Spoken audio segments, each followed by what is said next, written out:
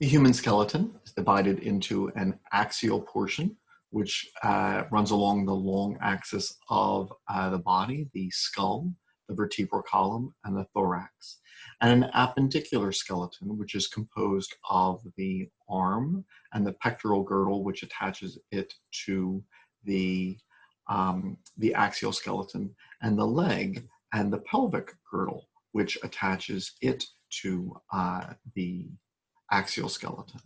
And so we're going to begin with the pelvic girdle, which in adults is made of one single bone, the os coxa. And notice that this is attaching here to the sacrum and the axial skeleton. So the reason our legs can hold up our body is because of the connection between the pelvic girdle, the os coxa, and the sacrum. Notice here there's a sacroiliac joint. But as we begin with the os coxa, it's actually three separate bones which fuse early in life. So there's an ilium, an ischium, and a pubis. Now, the first thing that we need to do before we start identifying structures of the os coxa is to distinguish between left and right. Because if you don't know whether the bone you're looking at is a left or a right os coxa, then you're going to start to get questions wrong. And in order to answer something as being left or right, we have to know three things: which end of the bone faces superiorly, which end faces up versus down, which is anterior versus posterior, front and back, and which is medial versus lateral. And so then as we look at an os coxa, I always encourage my students, well, cheat, because you came to class with bones in anatomically correct position. You should use your own skeleton to make sure that you're getting something right. I mean, it's just silly to to feel anxious, to say, oh, I forget what I studied, it's all a blur, when you could have just touched your own hip or thought of your own leg and gotten the answer right. So the acetabulum is a socket. It's one of the two, your body's two ball and socket joints at the hip that it helps to form. Obviously, this faces laterally. If your the head of your femur came out medially from your hip, you would have noticed this this morning when you got dressed. So obviously it doesn't. So this socket for the head of the femur must face laterally. When you feel inside your belt, you feel this very prominent iliac crest. So that must face superiorly because you can feel that. This end is not what you're feeling when you feel inside your belt line. And so this must face up. And so then the last question then is, what faces forwards or back? And as you'll see in some of the images to come, there's a bump on a portion of the os coxa known as the ischium. It's known as the ischial tuberosity. Now, we find lots of bumps on bones because very often muscles attach there. It's easier for a muscle to attach to a bump or a ridge than it is just a flat plane. And so this bump here is where the hamstrings originate, the ischial tuberosity. And you can feel it if you sit on your hands. If you were to sit on your hands, you can feel that bump of the ischial tuberosity where your hamstrings come from.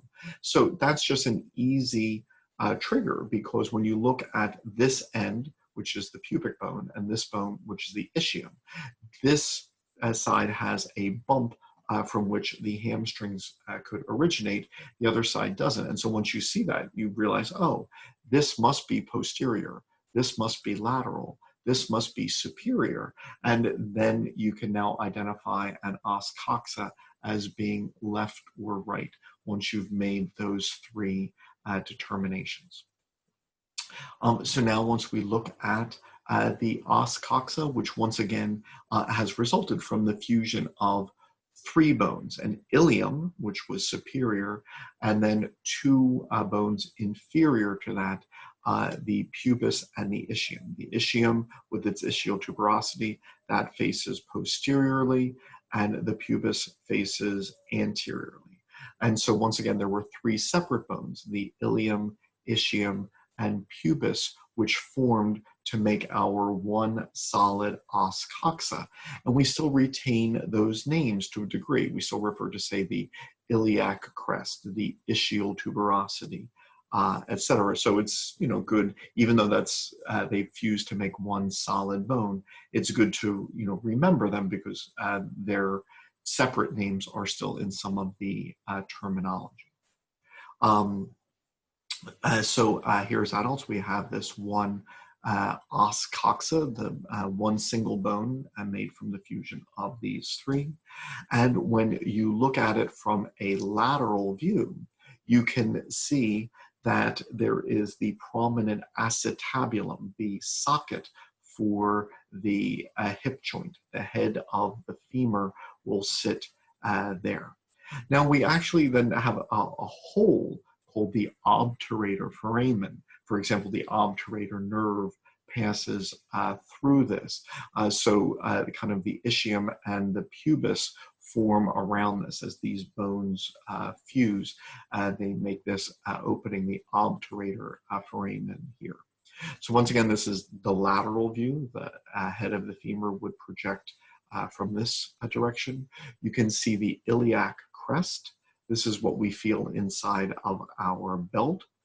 Once again, facing posteriorly is this ischial tuberosity from which the hamstrings arise. And because it's a big bump, you know, this can be used to identify the anterior and posterior sides of the ischium.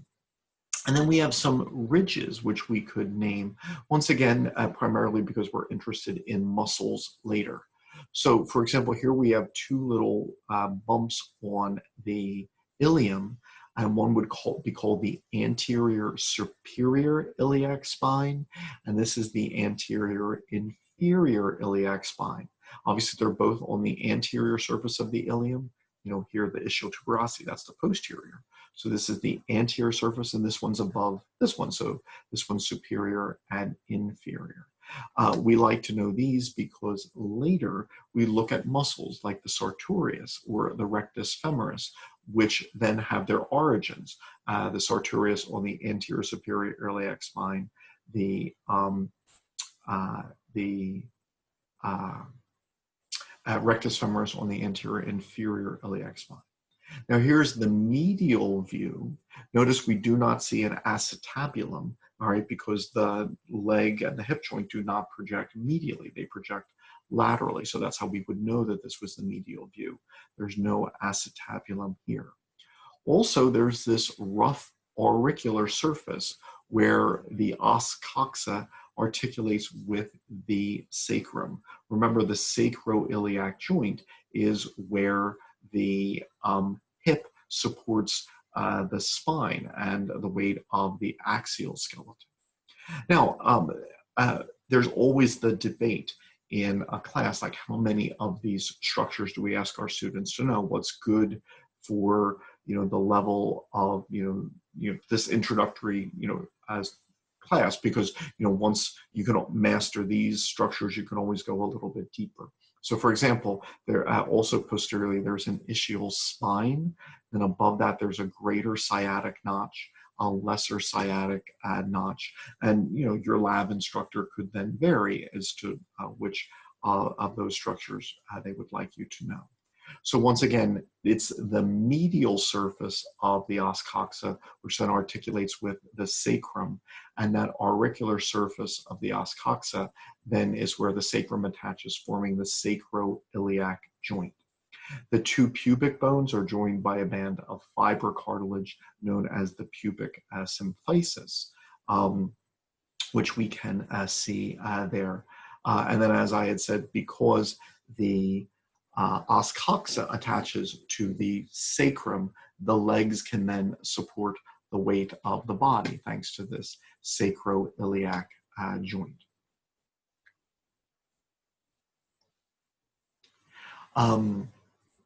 I then just kind of repeat the structures that I've pointed out with these images here, which once again point out that there's an ilium, an ischium, and a pubis, which fuse together to make the os coxa.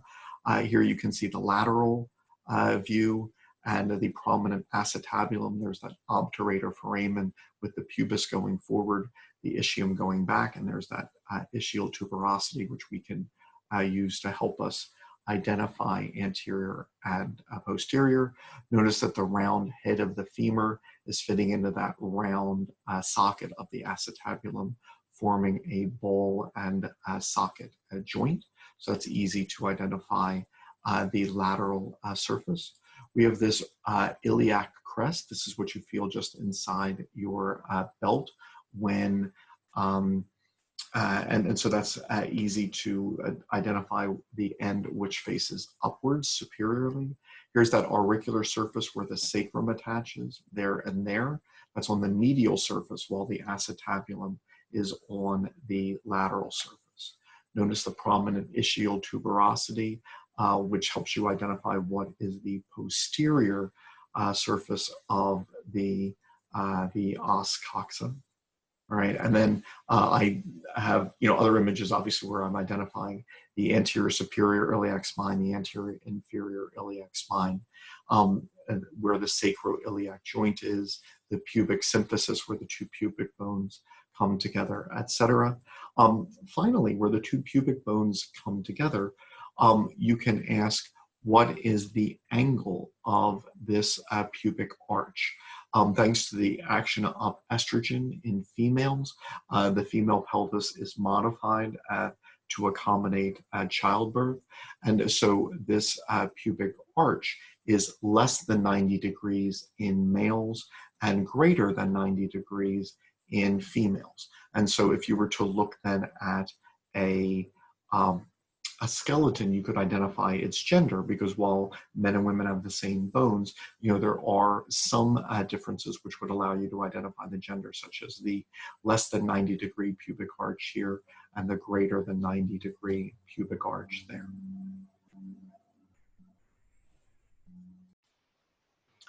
There is one bone in the upper leg, the one thigh bone, the femur. It is the body's longest and heaviest bone. Once again, if you would like to identify structures, your first priority is to distinguish between left and right. If you don't know whether this bone is left or right, then it's going to be problematic going forward. So once again, you need to know which end is proximal, facing up, which is anterior versus posterior, front and back, which is medial versus lateral. Now, knowing that the hip joint is one of the body's two ball and socket joints, here is that obvious ball. The nice round head of the femur clearly is involved in the hip joint. So that means that this must be the proximal end. The knee has no such structure distally. And then obviously this must face medially. If the head of the femur faced laterally, then that would mean you would have the hip joint going out to the lateral sides, which obviously you don't. So this round head is both proximal and medial. The way that then you would know front and back is to now look at the distal end of the humerus, where we see these prominent condyles on one surface, the posterior surface. And that's because when you think about your knee can swing posteriorly. There's obviously an articular surface for the tibia and the femur swinging in the posterior direction, but not in the anterior direction. So if you were to look at the anterior surface, you do see a flat area for the kneecap, the patella. So there is a flat patellar surface which faces anteriorly, but not those round knobs of the condyles. They face posteriorly, which makes sense because your kneecap is anterior. Obviously, you can feel that. But when your lower leg flexes, it's moving posteriorly. So if you were to then look at a bone and realize that the head faces proximally and medially, and that those prominent condyles, they then swing posteriorly while the patellar surface is anterior, then it's easy for you to distinguish between the left and right femur. If you were to look at the proximal end of the femur, once again, we have the round head, we have a neck. Now, this neck is significant. I often in my classes, I pause at this point and say, oh, I forgot something. Going back to the hip that we just studied. When someone breaks a hip, what part of the hip do they break? The ilium, the ischium, or the pubis? When someone gets a hip replacement, what part of the hip do they replace? The ilium, the ischium, or the pubis? And the answer is obviously no part of the hip. What is fractured is the hip joint, a fracture at the neck of the femur. And so you see that the head is broad, the condyles here I'm sorry, the trochanters here are broad, but here at the neck it narrows. And so if part of the hip joint fractures, it's going to be this part at the neck. So when someone says they broke their hip, what they mean is that they broke the neck of their femur, which forms part of the hip joint. When they say they have a hip replacement, it means they have an artificial head and neck of the femur then attached to the remaining parts of the femur. So this is clearly significant, in a clinical sense. So we have the head, the neck, and just as the humerus had two bumps called tubercles, the femur then has these two bumps called trochanters. So we have a greater trochanter and then a lesser trochanter. The lesser trochanter is only visible on the posterior side. So there's the head, the neck, the greater trochanter, and the lesser trochanter. Now, if you remember on the arm, there was a deltoid tuberosity, not all that prominent, but we mention it because an important muscle goes there. And then also then as we proceed posteriorly, we see two things, proceed distally on the posterior surface. We see this roughened V-shaped area. This is what we call the gluteal tuberosity. Not so prominent, from a skeletal standpoint, but important because the gluteus maximus attaches there. And then you'll see a ridge running down the posterior side of the femur known as the linea aspera. The adductor muscles, which pull the leg towards the midline, they attach there. So here are a number of structures that you might be asked to know.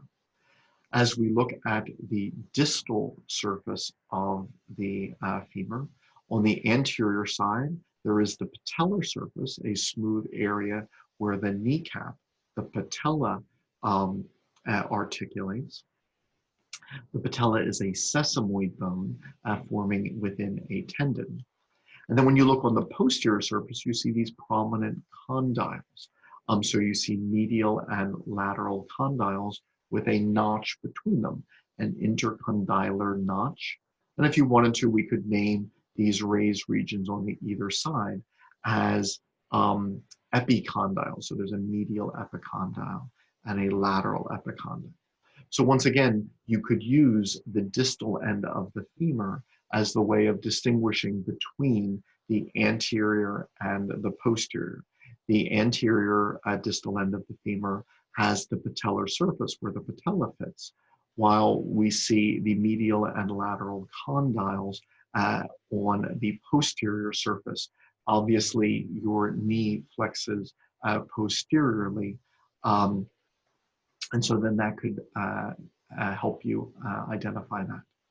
In this next video, I just have some images of those structures which we had just described. So notice that there's the nice round head of the femur fitting in the acetabulum of the hip for that ball and socket joint. There's that gluteal tuberosity. There's the lesser trochanter, and once again, the gluteal tuberosity is the roughened region distal to that. The adductor muscles attach to a linea aspera, which runs down the posterior side of the femur.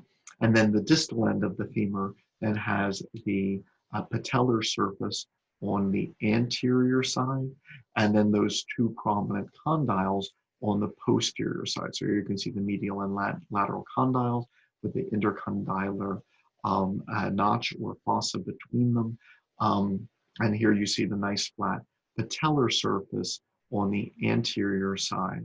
This is where the kneecap, the body's largest sesamoid bone, forming inside a tendon, articulates. There are two bones in the lower leg, the tibia and the fibula. With the tibia, once again, you should probably know left from right. And so therefore you have to distinguish between, this proximal versus distal surfaces, anterior, posterior, medial, lateral. Now, if you look at the proximal surface, obviously here are condyles of the tibia where the femur can articulate to form a knee. So you couldn't form a knee here. A knee could only form here. So this must be the proximal end. We know from feeling our shin that the forward-facing surface of the tibia is this sharp, thin crest, a tibial crest. Well, you can feel that. And so that could easily identify the anterior surface of the tibia. No such crest exists on the posterior surface. And then at the distal end of the tibia, we see a bump called the medial malleolus. If you look at your ankle, you'll notice you have these bony knobs both on the medial and lateral surfaces. The medial bump is the medial malleolus of the tibia. And so if you look at a tibia, and once you realize that the condyles face proximally, that the shin, that tibial crest faces anteriorly, and then that medial malleolus faces medially, you can identify the tibia as left or right. Here on the fibula, notice it has a head, and at its distal end, it forms the lateral malleolus. So on your ankle, you'll feel knobs on either side of your ankle. The fibula forms the lateral malleolus on the lateral side. Now, the fibula does form part of the ankle joint. All right, so the ankle joint will between the tibia, the fibula, and one of the tarsal bones, the talus, but the fibula does not make up part of the knee joint. All right, but here you can see in the ankle region, the medial malleolus, that's from the tibia, the lateral malleolus, that is from the fibula. This next, and we'll see images of that in just a minute. Just as there were 8 bones of the carpus at the wrist, there are 7 bones in the tarsus of the foot. And just as in the wrist, there might be, say, 2 of them that you focus on where you definitely want to be able to identify those. One is the talus. The talus is the only one of the 7 tarsal bones which articulates with the tibia and fibula at the ankle. So the ankle joint is a joint between 3 bones. The talus, the one bone which faces superiorly, and the tibia and the fibula. Then in addition, we have a calcaneus, a very prominent heel bone. It helps to make up much of the arch of the foot. And if you were to, focus your studying, then these 2 would certainly be important tarsal bones to know, the talus and the calcaneus. There are then other ones as well. There is a navicular. There are 3 bones known as the cuneiform bones, a medial, an intermediate, and a lateral cuneiform bones. And then you see then finally on the lateral side, there is a cuboid bone as well. These are the 7 bones of the tarsus. Making up much of the foot then are metatarsals. Just as there are metacarpals attached to the carpal bones in the hand, there are metatarsals attached to the tarsal bones in the foot. We number them just as we did in the hand, starting with number 1 being the metatarsal of the big toe. but you can see that there are metatarsals, which then articulate with the tarsal bones. Just as there were phalanges, which articulate with the metacarpals in the hand, there are phalanges which articulate with the metatarsals of the foot. And in general, we have 14 phalanges here as well in most individuals. Once again, the 3 smaller toes have 3 phalanges each, proximal, middle, and distal, while the large toe only has a proximal and a distal phalanx. So just as in the hand, the typical phalangeal count is 14.